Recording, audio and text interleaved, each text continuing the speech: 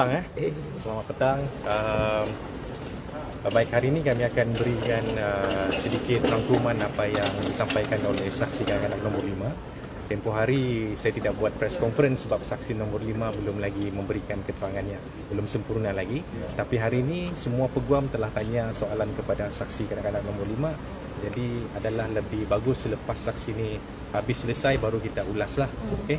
Jadi daripada pemeriksaan yang kami lakukan tadi pagi, saksi nombor 5 dia ada menyatakan beberapa perkara pentinglah. Pertama, tidak dinafikan pada malam tersebut arwah Zara memang dipanggil oleh 5 orang pelajar tingkatan 4 di dalam dom. Okey, itu tidak dinafikan. Perkara kedua, saksi juga tidak nafikan pada malam tersebut ada ungkapan bodoh sial tu diungkapkan oleh seorang pelajar tingkatan 4. Bukan semua, hanya seorang saja.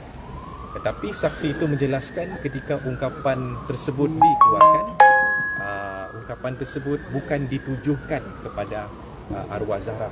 Itu menurut saksi lah.